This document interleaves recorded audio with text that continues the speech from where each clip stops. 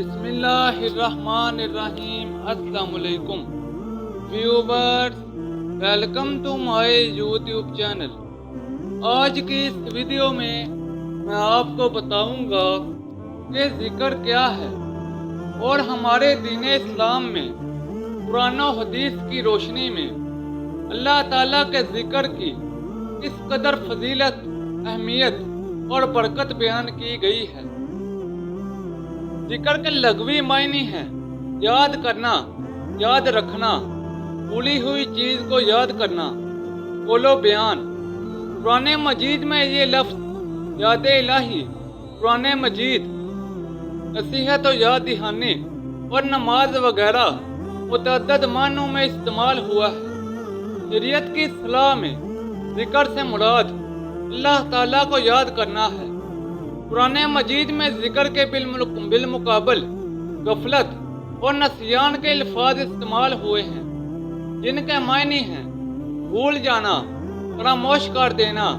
لہذا ذکر کا مفہوم یہ ہے کہ ایک مسلمان اللہ تعالیٰ کی یاد سے کبھی بھی غافل نہ ہو، بلکہ ہر حالت میں اور ہر وقت اللہ تعالیٰ کو یاد رکھے۔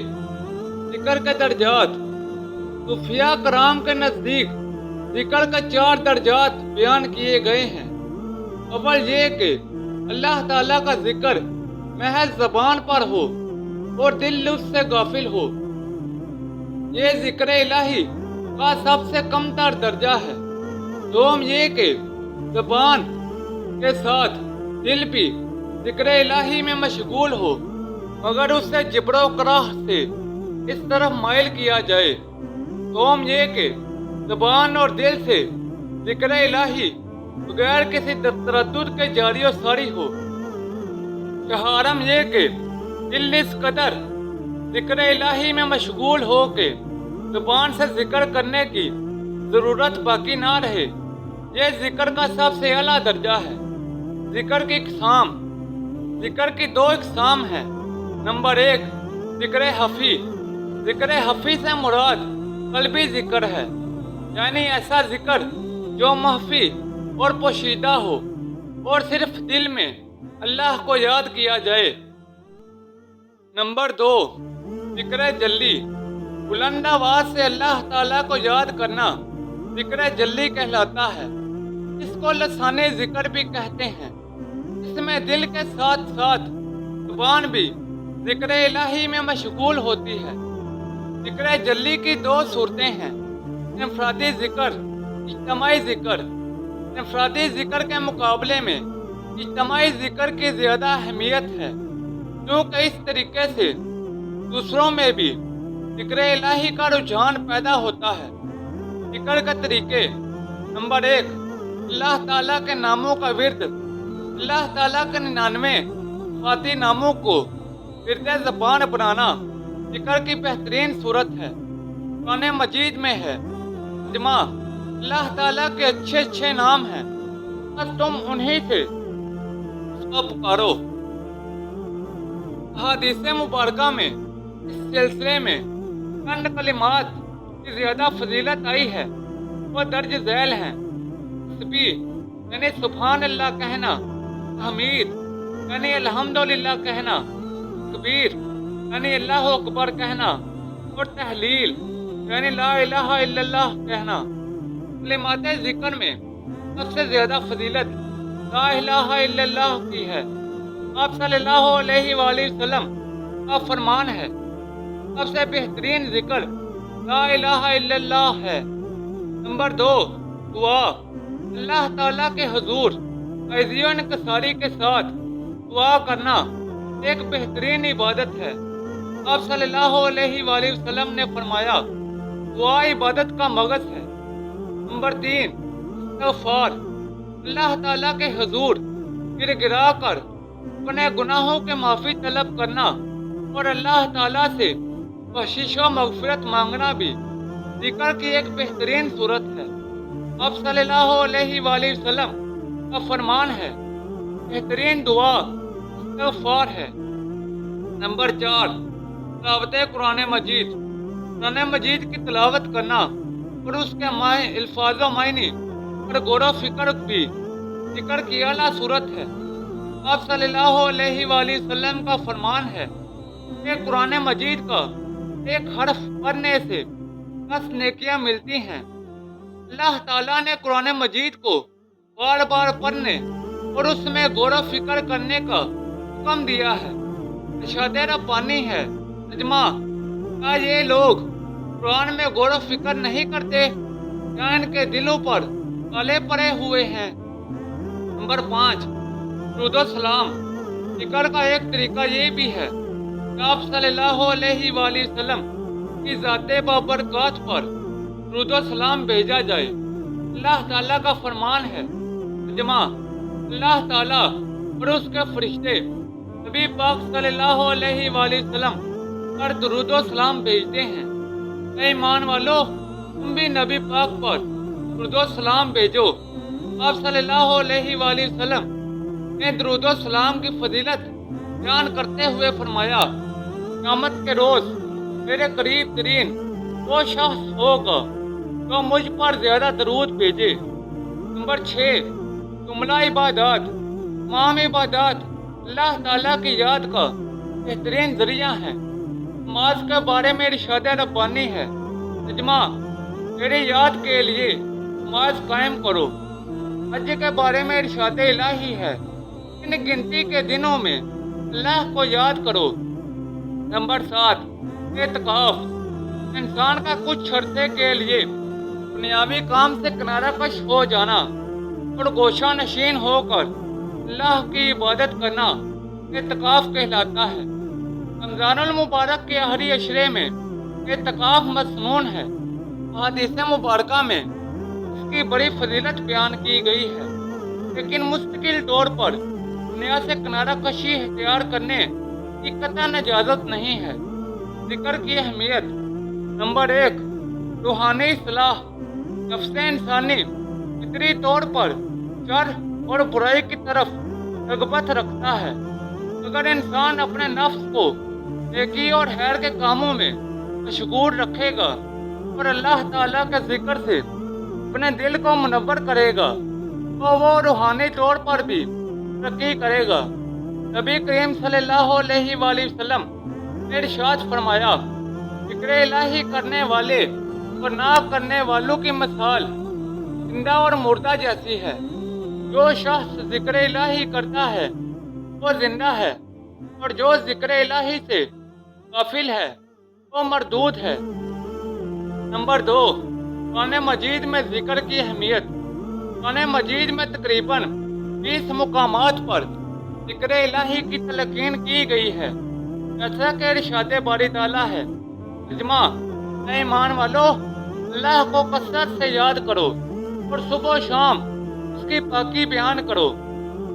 ایک اور جگہ ارشاد فرمایا، ترجمہ: اور اللہ کا ذکر کثرت سے کرو تاکہ تم فلاح پا جاؤ۔ ایک اور مقام پر ذکر کی اہمیت یوں بیان فرمائی، تم میرا ذکر کرو میں تمہیں یاد رکھوں گا۔ قرآن مجید میں اللہ تعالیٰ نے مومنوں کی یہ صفت بیان کی گئی ہے۔ مومنین وہ ہیں جو کھڑے بیٹھے اور لیتے ہوئے اللہ کو کثرت سے یاد کرتے ہیں۔ قرآن مجید میں اللہ تعالیٰ نے مومنین کی یہ صفت بیان کی ہے، ترجمہ: مومنین وہ ہیں جو کھڑے بیٹھے اور لیتے ہوئے اللہ کو یاد کرتے ہیں۔ قرآن پاک میں ذکر الہی کو مال و اولاد کی محبت سے بڑھ کر قرار دیا گیا ہے۔ ارشاد ربانی ہے، ترجمہ: اے ایمان والو، تمہارے مال اور تمہاری اولاد تمہیں اللہ کے ذکر سے غافل نہ کر دیں۔ ان آیات میں اس بات کی تلقین کی گئی ہے کہ انسان کو ہر حالت میں اللہ کا ذکر کرتے رہنا چاہیے اور کسی بھی حالت میں اس کی یاد سے غافل نہیں ہونا چاہیے۔ نمبر 3، احادیث میں فضیلت۔ نبی اکرم صلی اللہ علیہ وآلہ وسلم کی زبان مبارک سے ہر وقت اور ہر حالت میں ذکر الہی کا چشمہ جاری رہتا تھا۔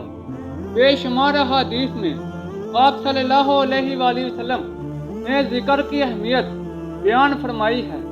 حدیث مبارکہ ہے، جو لوگ ذکر الہی کے لیے اکٹھے ہوتے ہیں ان کے ارد گرد فرشتے آ جاتے ہیں، رحمت ان پر چھا جاتی ہے، خون ان پر نازل ہوتا ہے اور اللہ تعالیٰ ان کا ذکر فرشتوں سے کرتا ہے۔ ایک دوسری حدیث میں آپ صلی اللہ علیہ وآلہ وسلم نے فرمایا، جس شخص کو میرا ذکر اس قدر مشہور رکھے کہ وہ دعا کے لیے بھی فرصت نہ نکال سکے تو میرے نزدیک اس کا انعام دعا مانگنے والے کے انعام سے زیادہ ہے۔ نبی کریم صلی اللہ علیہ وآلہ وسلم نے ایک حدیث میں ذکر الہی کو مالی قربانیوں کا بدل قرار دیا ہے۔ ایک مرتبہ چند نادار صحابہ نے بارگاہ رسالت میں عرض کیا، یا رسول اللہ صلی اللہ علیہ وآلہ وسلم، اہل ثروت اپنے مالی قربانیوں کی بدولت ہم سے سبقت لے گئے، حالانکہ باقی جملہ عبادات میں ہم ان کے برابر ہیں۔ حضور صلی اللہ علیہ وآلہ وسلم نے فرمایا، کیا میں تمہیں ایسی بات نہ بتاؤں جس پر عمل پیرا ہونے سے تمہیں ان کے برابر درجہ ملے گا؟ ہر نماز کے بعد 33 بار سبحان اللہ، 33 بار الحمدللہ اور 34 بار اللہ اکبر پڑھ لیا کرو۔ نمبر 4، جملہ عبادات کی روح۔ ذکر الہی کے بغیر عبادات بے کیف و بے سرور ہیں، بلکہ عبادات کی غرض و غایت بھی یہ ہے کہ اللہ تعالیٰ کو یاد کیا جائے۔ قرآن مجید میں نماز کا یہی مقصد بیان ہوا ہے۔ ترجمہ، میری یاد کے لیے نماز قائم کرو۔ ایام حج کا ذکر کرتے ہوئے فرمایا، ترجمہ، ان چند دنوں میں اللہ تعالیٰ کا ذکر کرو۔ اللہ تعالیٰ کے ذکر کو تمام عبادات سے افضل اور جملہ عبادات کی روح قرار دیا گیا ہے۔ ارشاد خداوندی ہے، ترجمہ، اور اللہ کا ذکر سب سے بڑھ کر ہے۔ ایک صحابی نے آپ صلی اللہ علیہ وآلہ وسلم سے پوچھا کہ یا رسول اللہ صلی اللہ علیہ وآلہ وسلم، کون سا عمل بہتر ہے؟ آپ صلی اللہ علیہ وآلہ وسلم نے ارشاد فرمایا، کیا تو اس دنیا سے سفر کرے تو تیری زبان ذکر الہی سے تر ہو۔ نمبر 5، ذکر سے روح گردانی کرنے پر وعید۔ جو شخص اللہ تعالیٰ کے ذکر سے منہ موڑتا ہے اور اس کی یاد سے غافل ہو جاتا ہے، اللہ تعالیٰ نے اس کو دردناک عذاب کی خبر سنائی ہے، جیسا کہ قرآن مجید میں ہے۔ ترجمہ، اور جس نے میرے ذکر سے منہ موڑا اس کے لیے رزق تنگ ہو جاتا ہے اور قیامت کے دن ہم اسے ٹھنڈا کر کے اٹھائیں گے۔ جو شخص اللہ کو بھول جاتا ہے پھر اللہ تعالیٰ بھی اسے بھول جاتا ہے، ایسا شخص شیطان کا ساتھی بن جاتا ہے جو اسے ہر قسم کے گناہوں پر آمادہ کرتا ہے اور دنیا و آخرت میں ذلیل و رسوا کر کے رکھ دیتا ہے۔ ذکر کے فوائد و ثمرات۔ نمبر 1، اطمینان قلب۔ ذکر الہی سے تمام دنیاوی پریشانیوں سے نجات حاصل ہوتی ہے، جیسا کہ ارشاد باری تعالیٰ ہے۔ ترجمہ، خبردار، اللہ کے ذکر سے دلوں کو اطمینان حاصل ہوتا ہے۔ نمبر 2، قرب الہی۔ ذکر الہی سے انسان اللہ تعالیٰ کا مقبول بندہ بن جاتا ہے۔ اللہ تعالیٰ اسے اپنا دوست اور محبوب رکھتا ہے اور مصیبت میں اس کا ساتھ دیتا ہے۔ ارشاد باری تعالیٰ ہے، ترجمہ، تم میرا ذکر کرو میں تمہارا ذکر کروں گا۔ نمبر 3، فلاح و کامرانی۔ اللہ تعالیٰ کا فرمان ہے، ترجمہ، اللہ تعالیٰ کو کثرت سے یاد کرو تاکہ تم کامیاب ہو جاؤ۔ دنیا و آخرت میں کامیابی کا دار و مدار اس بات پر ہے کہ انسان کبھی بھی اللہ کی یاد سے غافل نہ ہو۔ نمبر 4، خوشحالی و آسودگی۔ جو لوگ اللہ کو کثرت سے یاد کرتے ہیں ان کے لیے رزق کے دروازے کھول لیے جاتے ہیں، اور ذکر الہی نہ کرنے والوں کے لیے رزق تنگ کر دیا جاتا ہے۔ فرمان خداوندی ہے، ترجمہ، جو میرے ذکر سے मुंह मोड़ता है, हम उसका रिस्क तंग कर देते हैं। नंबर 5, कबूलियत दुआ। हदीस मुबारका है कि अल्लाह ताला फरमाता है, जिस शख्स को मेरे जिक्र ने दुआ से रोक दिया, मैं उसे दुआ करने वाले से भी ज्यादा दूंगा। एक दूसरी जगह फरमाया, 3 आदमियों की दुआ रद्द नहीं की जाती। इनमें से एक वो है जो अल्लाह ताला को कसरत से याद करता है। नंबर 6, आजिज़ी और इनकिसारी। जिक्र करने से इंसान में आजिज़ी और इनकिसारी, खशूओ हुज़ूर और खौफ़े इलाही जैसी सिफ़ात पैदा होती हैं और तकब्बुर का खात्मा होता है। कुरान में है तर्जुमा, जब अल्लाह को याद किया जाता है तो उनके दिल कांप उठते हैं। नंबर 7, आखिरवी कामयाबी। ज़ाकिरीन के लिए न सिर्फ दुनिया बल्कि आखिरत में भी कामयाबी की ज़मानत दी गई है। इरशाद बारी ताला है तर्जुमा, जो मर्द और जो औरतें अल्लाह ताला को कसरत से याद करती हैं, अल्लाह ताला ने उनके लिए मग़फ़िरत और अजर अज़ीम तैयार कर रखा है। नंबर 8, दिल की सफाई। गुनाहों से इंसान का दिल स्याह होना शुरू हो जाता है। इसको गुनाहों की आलूदगी से पाक रखने के लिए बेहतरीन चीज़ ज़िक्र इलाही है। आप सल्लल्लाहु अलैहि वसल्लम का फरमान है, हर चीज़ को साफ करने वाली और मैल कुचैल दूर करने वाली चीज़ है और दिलों का जंग दूर करने वाली चीज़ ज़िक्र इलाही है।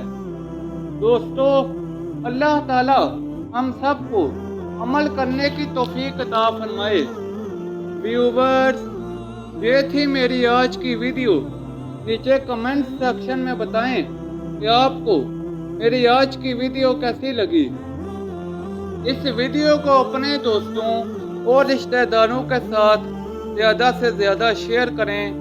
मज़ीद ऐसी वीडियोस के लिए मेरे YouTube चैनल को लाइक और सब्सक्राइब कर दें। तो जल्द मिलते हैं नई वीडियो के साथ, तब तक के लिए इजाज़त दें। अपना ख्याल रखें। अल्लाह हाफिज़।